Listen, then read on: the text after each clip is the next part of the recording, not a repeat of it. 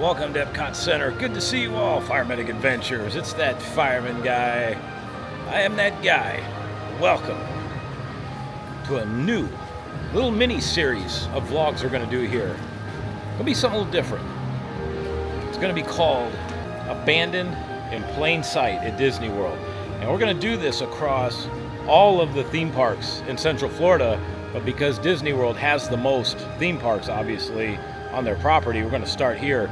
And arguably, Disney has had one of the biggest impacts since the ridiculous events of 2020 that happened, where a lot has gone away and never has returned.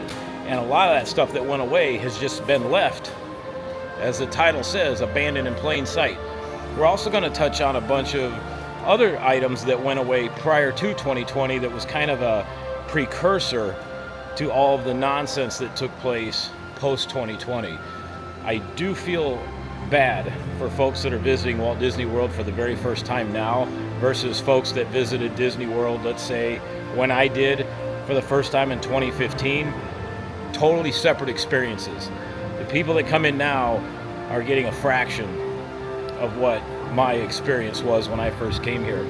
And I know a lot of people will say, well, Matt, if you keep doing vlogs like this, you know, you keep giving them your money, so why do you complain? And I mean, that's a good argument. But as I say, somebody's got to do it, right? Somebody's got to be willing to forego the pixie dust and cupcakes and kind of step out into the realm of the open, vast area that is untouched, that many of these pixie dusters don't even want to go near. And so that guy is me. Now, I'm not the only one pointing some of this stuff out. There's been a few other vloggers out there, and I mean, very small amount. But I'm going to highlight it in my own unique / little humorous way. Going to just kind of throw a little drama in there, maybe. It's going to be interesting. So we're going to start off today with EPCOT and Animal Kingdom. And then that'll be part one. And then part two will feature Magic Kingdom and Hollywood Studios. Magic Kingdom, I'm also going to include the resorts as well, because the resorts have had a major shift in changes as well, both Polynesian and Grand Floridian. A lot has gone away from those resorts, thus, again, lessening their experiences. But one thing that has happened in the years that have gone by, as everything has been taken away, well, you pretty much know what that is, right?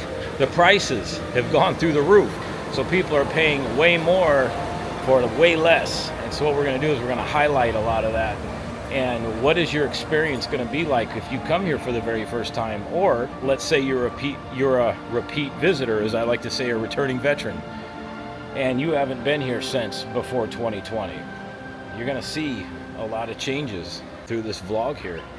And again, it's just meant to kind of highlight a bunch of things and point a lot of things out that you really don't see a lot of in the big popular YouTubers and social media content creators. They won't touch this because pixie dust and cupcakes overrules everything. There must be drugs in that pixie dust.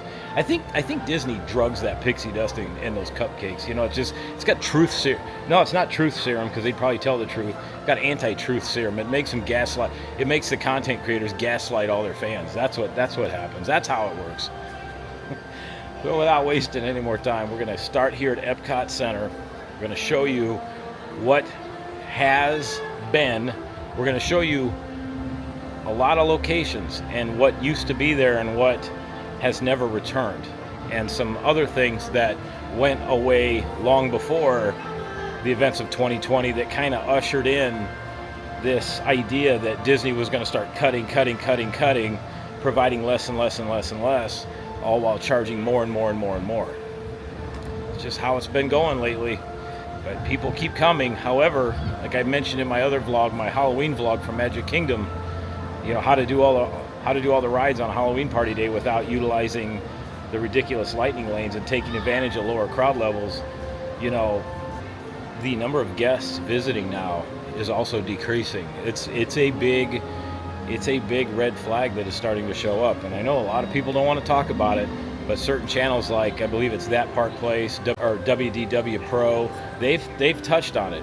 And believe me, they get a lot of shit for it too. Like the Walt Disney World hardcore fans in the stands, they go after these channels hardcore, saying that what they're talking about isn't true. But I'm here to tell you that it is true.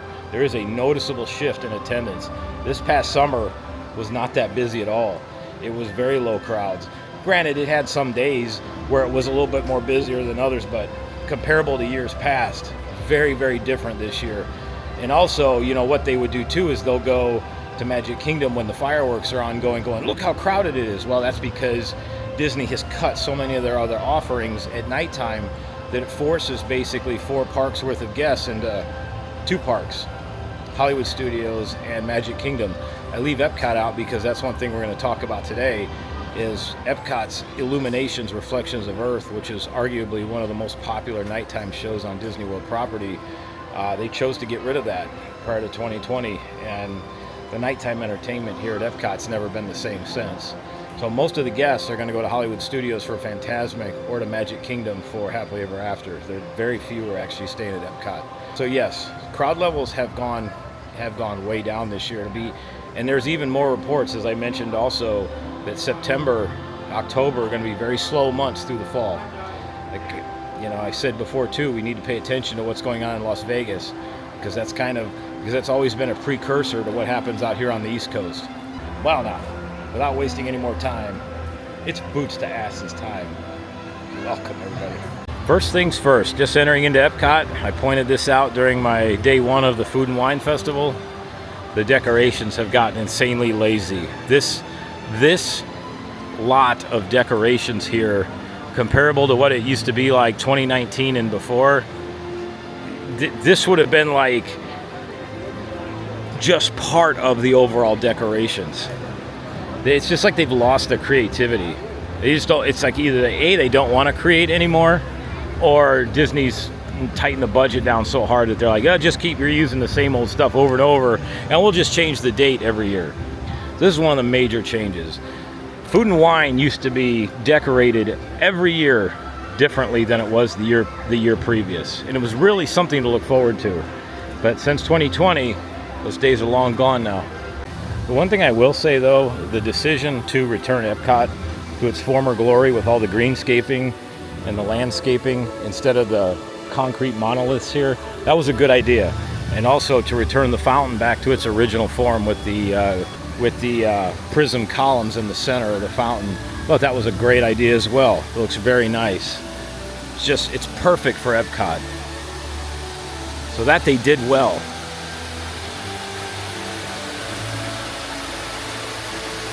Spaceship Earth currently under construction.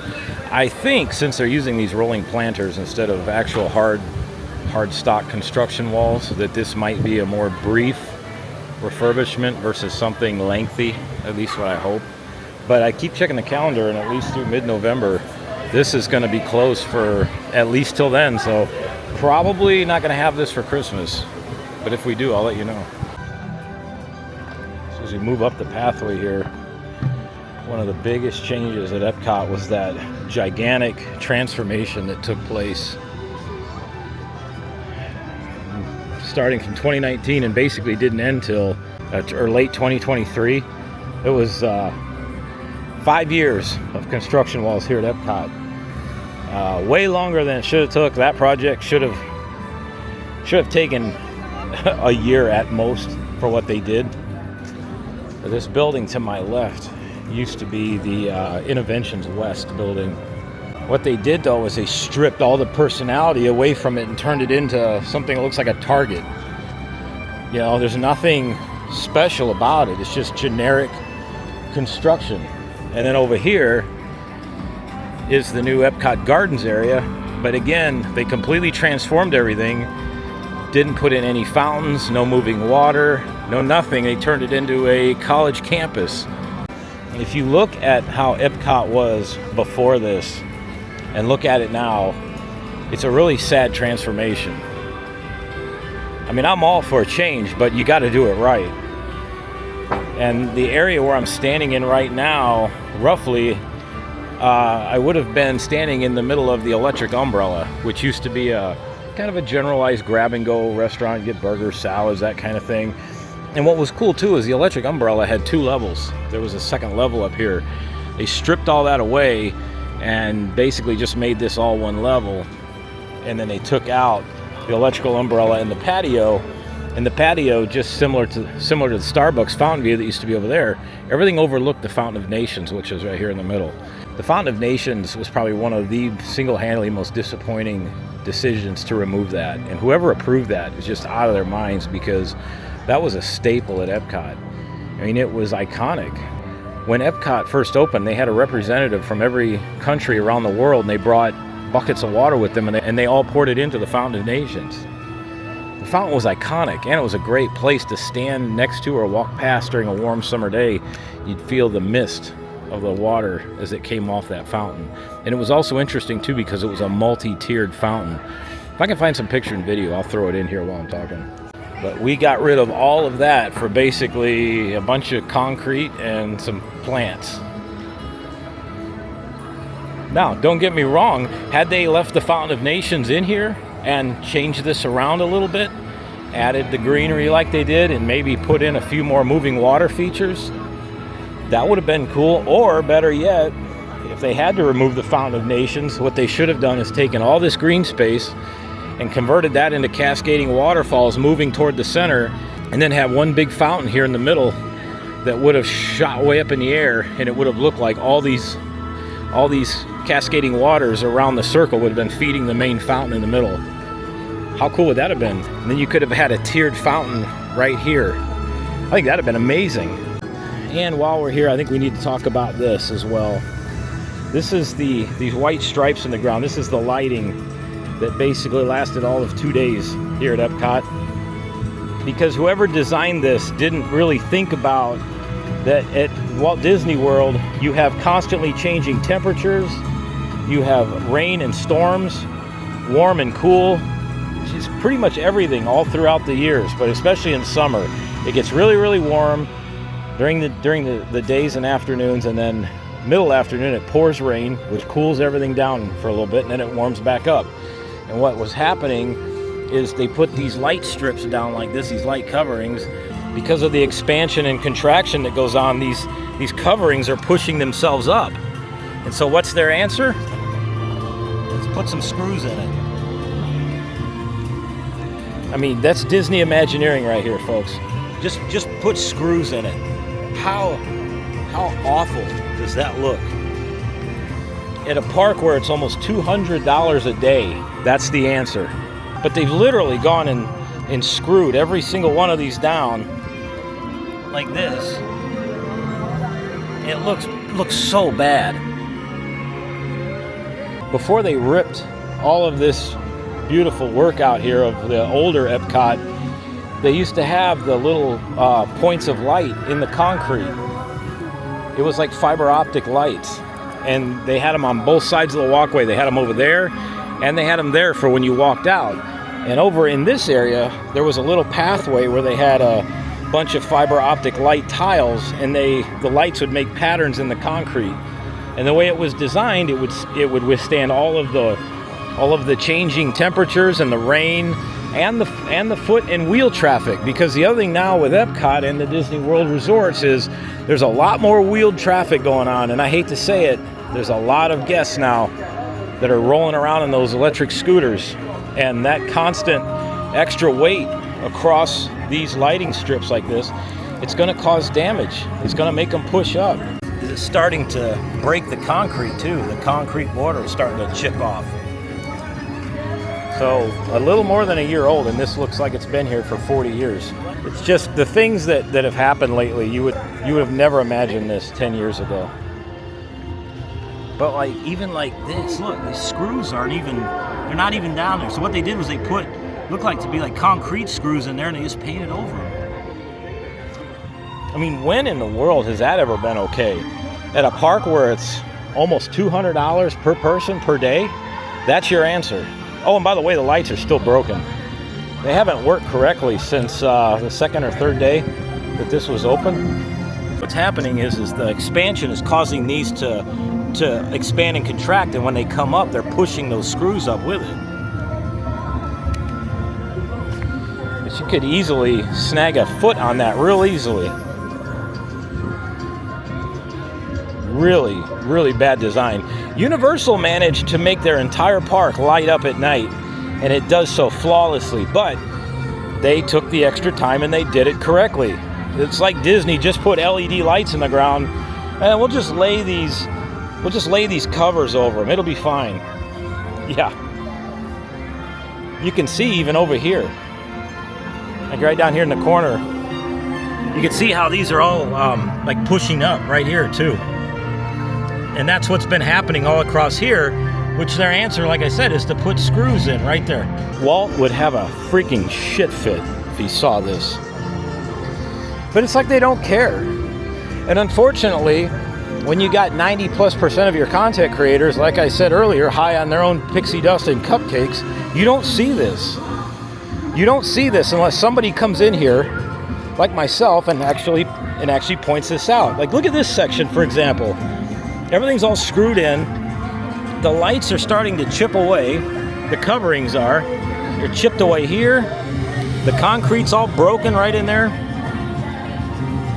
The concrete's broken here. Here. Like I said, this looks like it's been sitting here 40 years.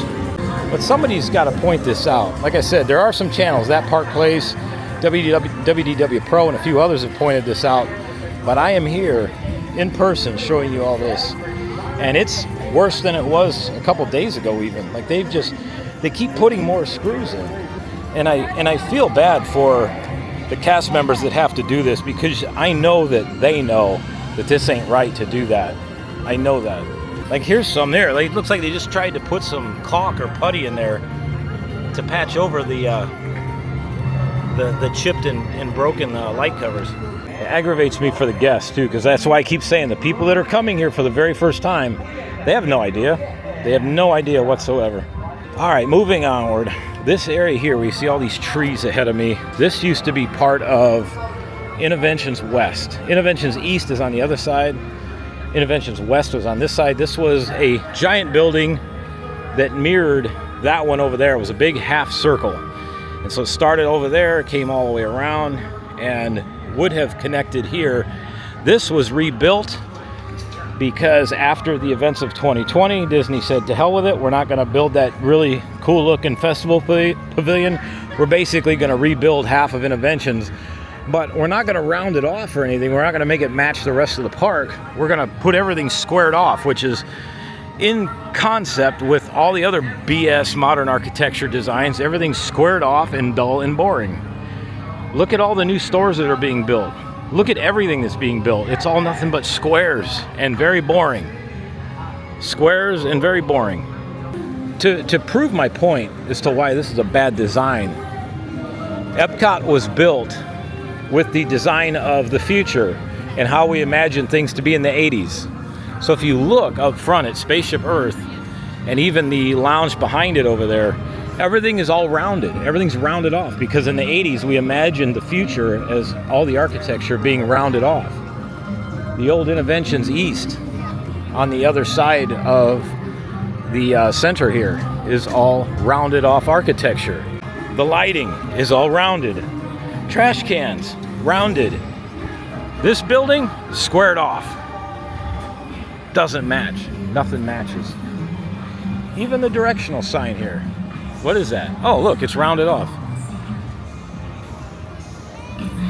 So where this, I call it the permanent New Year's Eve party is, straight up ahead here, that used to be the old Club Cool. Club Cool's moved into another location, but Club Cool used to be attached to Innoventions West. I never got a chance to go into Innoventions West when it was at its prime. Would have loved to have seen it. I started coming here as that stuff started closing down. Even this planter right here would have made a great cascading type fountain instead of a giant planter. So what we're gonna do is I'm gonna take you over to Club Cool really quick. We gotta get a little Beverly to get our day started. And then what we're gonna do is we're gonna head through Future World into World Showcase, walk a full lap around World Showcase, and then we'll exit out through Future World and point out everything that has been and is no longer. And I'm even going to throw in projects that were announced during a couple of D23s prior to 2020 that never happened. But people wonder all the time, why does it feel so crowded? Why are the lines so long for a lot of these attractions? It's because there's not as much to do. So much has gone away, including the Innovations buildings right here. If you go get maps, go find a map of the old Innovations East and West, look at all of the activities that were available to do inside those buildings. The other building I have to cover real quick before we go into World Showcase is the Golden Dome building, the former Wonders of Life Pavilion, because that's one of the worst abandonments of all.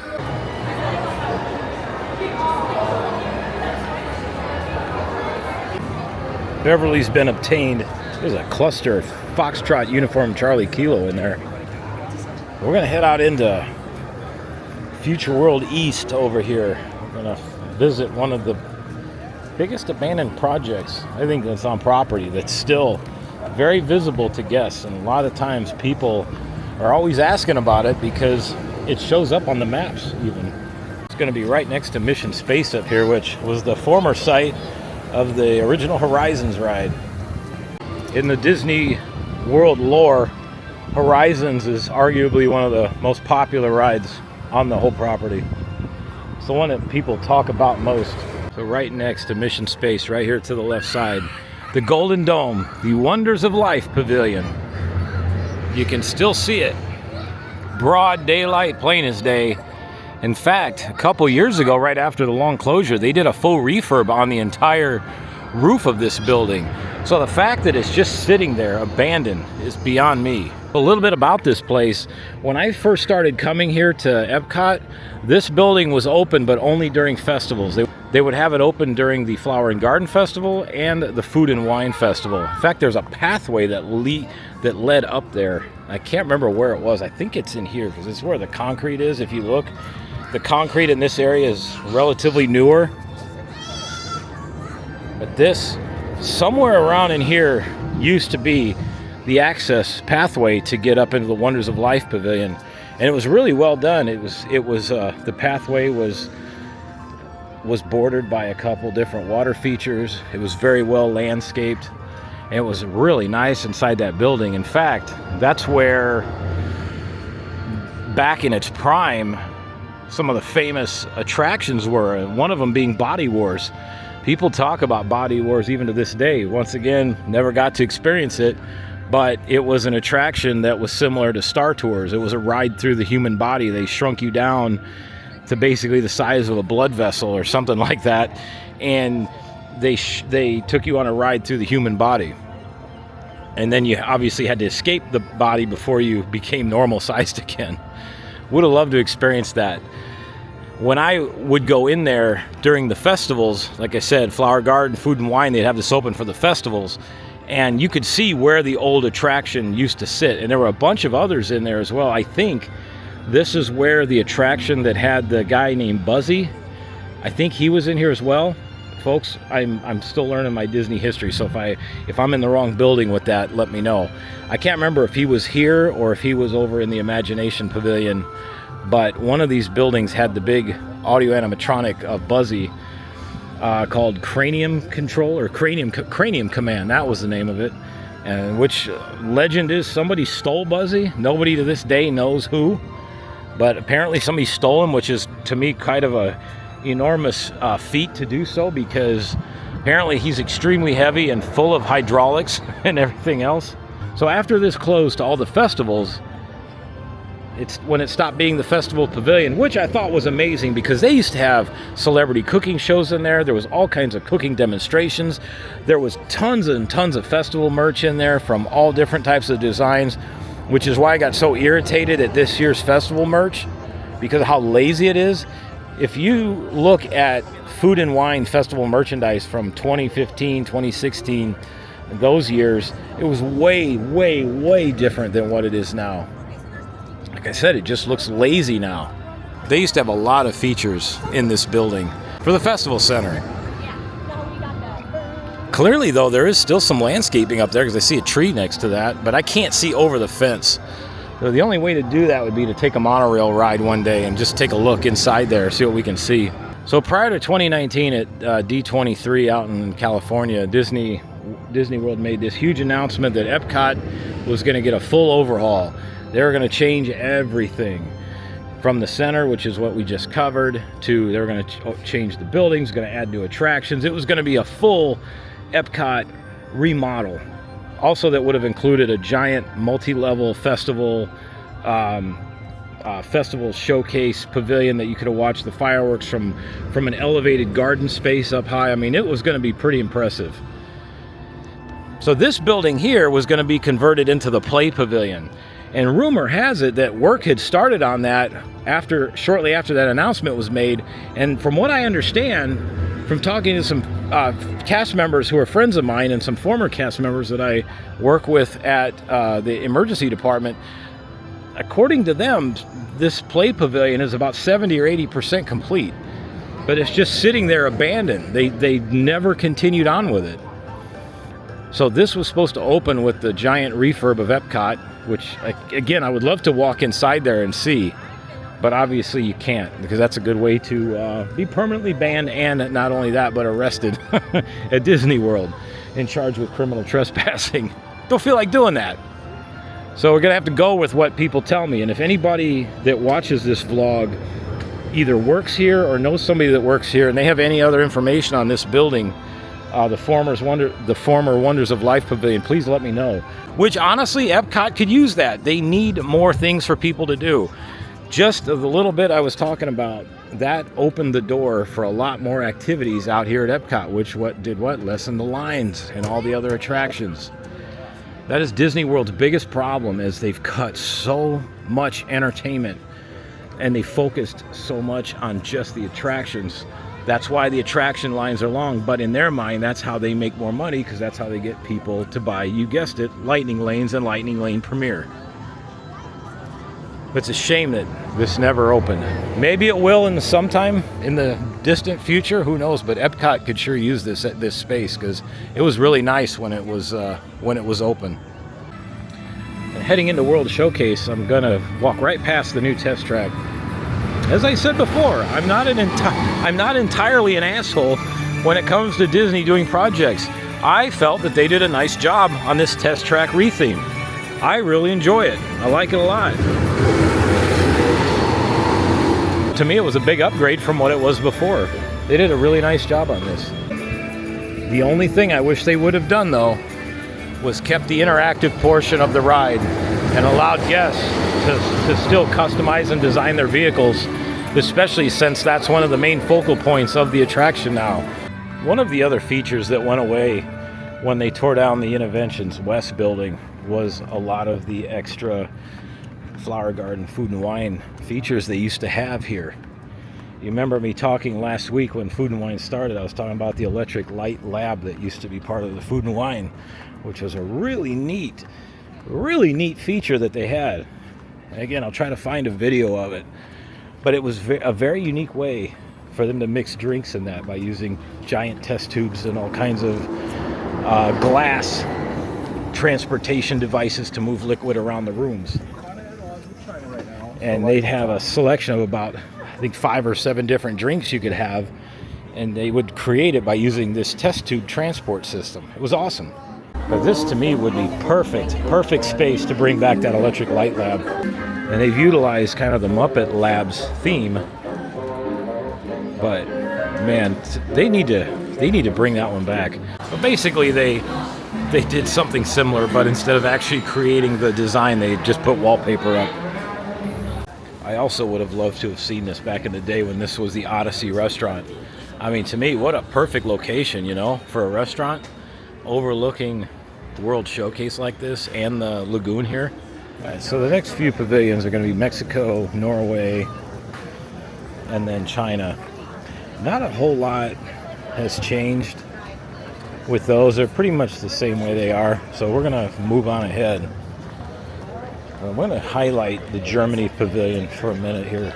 Oh, and this is one long-standing act that has been here since the beginning of EPCOT. This is Mariachi Cobre, which is awesome that they still have them here. I mean, honestly, how much bigger are they going to let these electric scooters get before they finally say enough is enough? If you accidentally got hit by one of those that couple was riding, it'd be like getting hit by a Geo Metro. The pavilion up ahead is known as the Africa Pavilion. Really, really neatly themed. But this is another one that fell a victim to the 2020 nonsense. More specifically, this hut right here. This used to be a small little gift shop with handmade artifacts from Africa. Really, really cool. But what did they do? Close it up and just painted the doors. That's it. But again, sits abandoned in plain sight. Welcome to Germany. This is in my top 5 of favorite EPCOT pavilions. One, because of the Christmas store and the train set, but also just from the design aspect. So we're gonna head back this way for a minute. I want to show you all something. So right here where this temporary parking garage is, you see a big mural here. This was supposed to be a temporary wall covering while they were finishing up the Rhine River boat cruise, which was going to be an indoor attraction similar to the one that's in the Mexico Pavilion.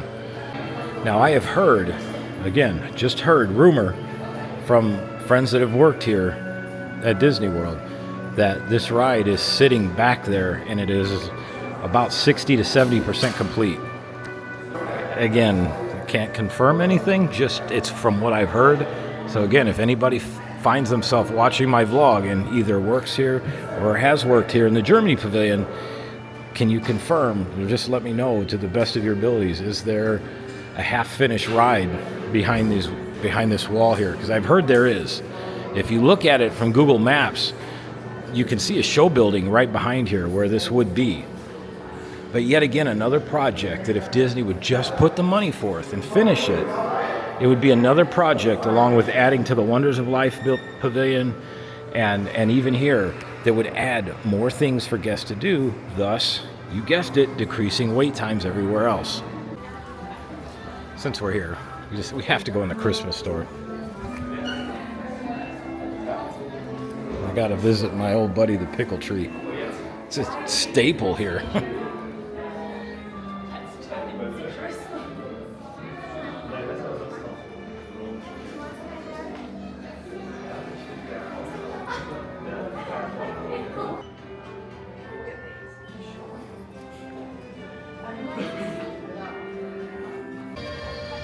So working our way towards the America Pavilion, I want you to notice off to the side here, you'll notice some areas that are just full of trees.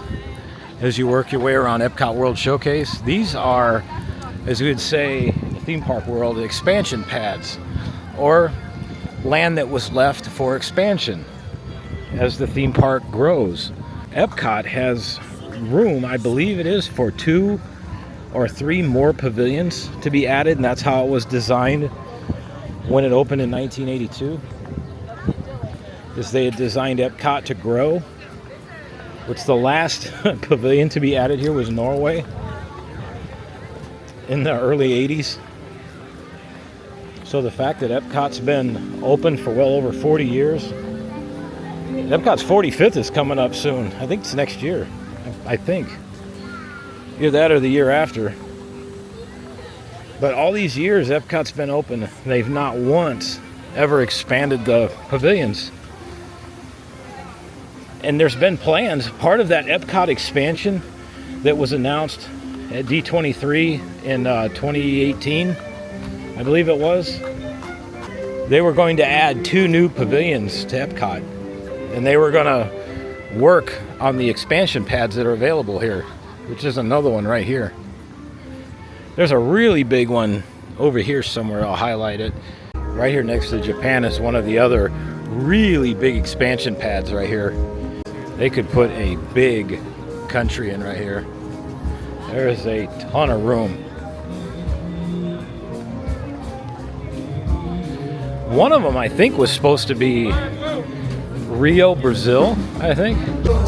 All right, now we're gonna stop in Morocco. This was one of the biggest hit pavilions after 2020. Morocco is a shell of what it used to be. For one, Disney replaced all of the original tile with basically bath and shower tile.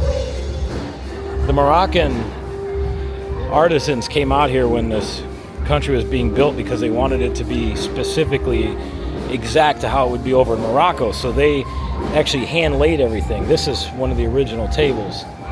The designs on the wall, all original. This done by Disney. Again, looks like something you'd see in a bathtub somewhere or a shower.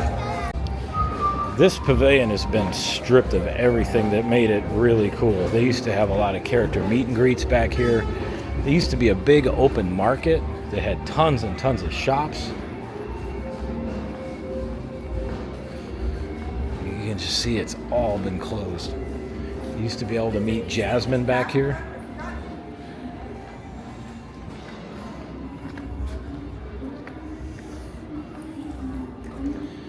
This restaurant here was the restaurant Marrakesh, and this was one of those restaurants that up to 2020 I kept saying, oh man, I need to go in and visit that one, and I've heard all good things about it and never once did it, just kept pushing it off. Well, 2020 comes and goes. This restaurant never reopens. All they've done now is use it as a lounge for either annual pass holders or right now it's for Florida Blue members, so Florida Blue insurance. If you look at old videos and vlogs from inside Restaurant Marrakesh, it was a really, really, really in-depth and immersive restaurant. And the other thing they did too is they replaced the concrete phallus here with a doorway. There used to be a, you kind of see the outline of it. This was much taller, and it was a semicircle round, and it looked like a concrete phallus. And it got really famous on Instagram and all the social media sites, so Disney changed it to a doorway. You can see the difference in the tile work from those fountains up front to like this one here. I mean, this is all hand laid and also hand carved. Truly beautiful back here. Don't sleep on this. I know there's nothing really going on back here like there used to be, but if you take your time and walk back here, specifically at night, it looks really, really nice at nighttime. It's a beautiful pavilion. But this area right here is another one. This used to be a giant open air type market. They sold everything here. Anything and everything Moroccan. And nothing. You used to be able to buy these, I think they were incense lamps. You used to be able to buy these. There were all kinds of artifacts. All these doors that are closed used to be open. They never had an attraction back here, but like I said, the main feature for this pavilion was the restaurant Marrakesh. But for some reason, after 2020, Morocco let Disney take sole ownership of the pavilion, and sadly, it's never the same because Disney just basically Americanized it.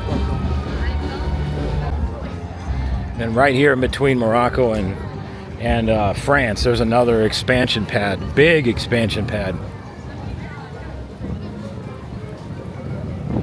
So I believe it's three. Three are available for expansions, which would bring the total, if they utilized all of them, it would be 14 countries at EPCOT. Moving into the UK pavilion, this was another big project that was announced that once again was designed, everything ready to go, never saw the light of day because, you guessed it, they blamed 2020 and they never got started on it. There was supposed to be a Mary Poppins attraction built back here. They were gonna turn part of this area into Cherry Tree Lane. They had the designs ready, everything was ready, and they were going to expand the pavilion a little bit, similar to what they did with France. And they had it all set up, but it looked like they were going to build a show building somewhere in here, or they were going to add it into one of these shops, but they were going to recreate Cherry Tree Lane back here, which again would have added another attraction, thus making it a better experience for the guests. But this one really disappointed a lot of people when they decided not to go through with it. Back behind this little walkway here where this access gate is back there, you'll see a building. It's called the Festival Showplace. They utilize that for various big, media events and special events.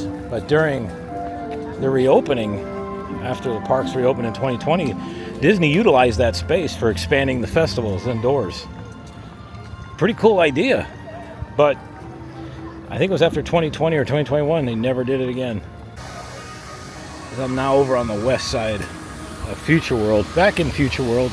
I don't care what they call it now. It's always going to be Future World, damn it. Right here by the backwards waterfall for the Imagination Pavilion. It's one of my favorite water features out here. This building here is another one that saw a lot of features disappear over the years. There's been rumors that they're going to remake the Figment ride, which I think it does need an overhaul, especially when you compare it to the original version. I never got to see the original version, but I've seen YouTube videos of it, and I've heard stories from people that are friends of mine that have ridden it, and they say there was nothing like it. It was incredible. Moving up this way, this is a ton of wasted space up here. So apparently there's a Disney and Pixar short film festival attraction, but this used to be Captain EO.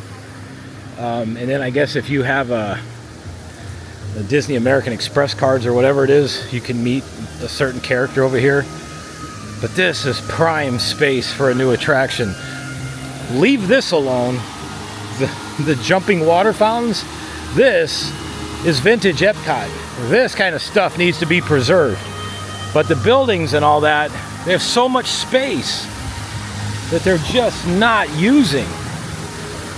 Hardly anybody comes up here because I honestly think a lot of people don't even know this is here. I love coming up here, specifically the summertime, because you can kind of stand in these walkways right here and catch some of the water as it jumps across the pavement. There it goes. I mean, how cool is that?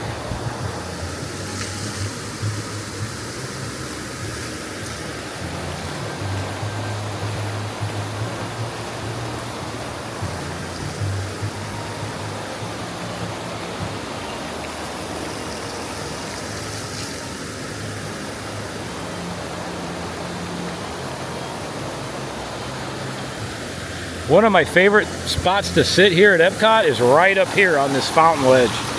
Especially right now during the early, mid, or like right now, the late summer months. You can sit right here on this little ledge. Get you a couple splashes of water, cool off a little bit. You can feel the fountain mist coming off the fountains.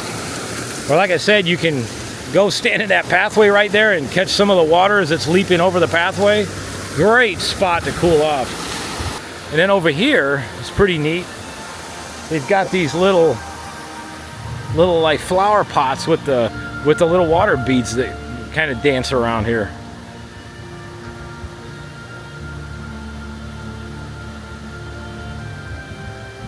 I could sit up here all day and just relax and watch this water jump around and listen to the sound of the water features right there.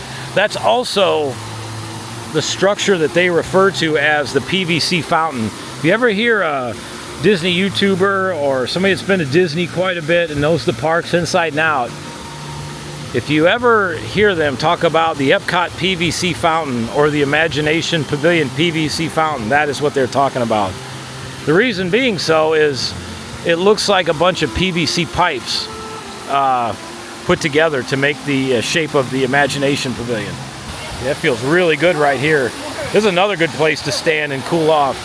You can see right here in the corner where the pavement's a little wet, because when the wind blows just right this way, it pushes all of that mist from the backwards waterfall over this way. It feels amazing. In this area here, which is part of Future World West, which has the land, which is one of my favorite attractions. The Living with the Land boat ride. They have that inside this pavilion back here. Things back here have pretty much been untouched for the most part. Attractions have come and gone, but we'll walk in there. I'll show you one thing that is a big difference from years ago. And again, this was a change that happened long before I started coming here, but I've seen it in old videos and photos of Disney World EPCOT here. So right down there is the Living with the Land boat ride, and then Soaring Around the World is down that way. So there's 2 attractions in this building, and a really cool restaurant, the Garden Grill, that rotates around slowly. And part of the attraction of eating at that restaurant is when you move around as it rotates, you get to see some of the scenes of Living with the Land from an elevated perspective. All right, so one other thing to note here in the middle, you'll notice 5 different structures hanging here. They're hot air balloons, and in the middle is the Earth. Each hot air balloon represents the different seasons. You've got spring over there, kind of hidden. You got summer, you got fall, and you got winter. And they all surround the planet Earth. These used to move up and down slowly. But it's been years since they've done that.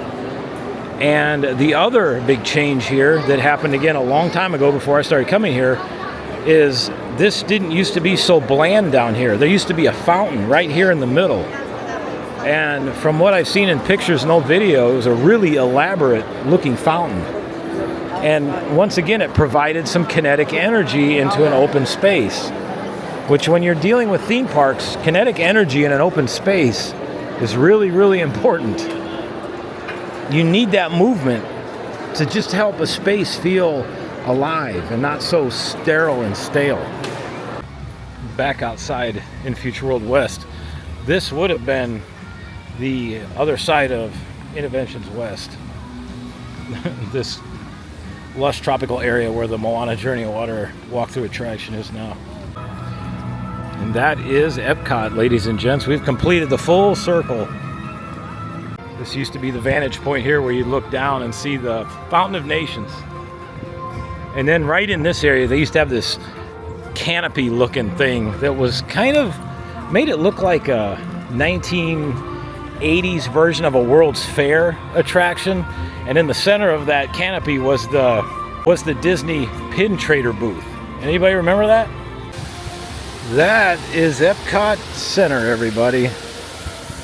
Everything that has gone away in the years I've been coming here since 2020 and even before 2020. It's kind of frustrating when you think about it. All I can say is that I hope at some point the tide shifts and they get back to what they do best, and that's entertaining the guests and making the guests go, holy crap, I can't believe they did that. It's laziness combined with the arrogance that it's Disney World. It's the main cash cow of all of the entire Disney company. And so the idea is these people are going to come regardless.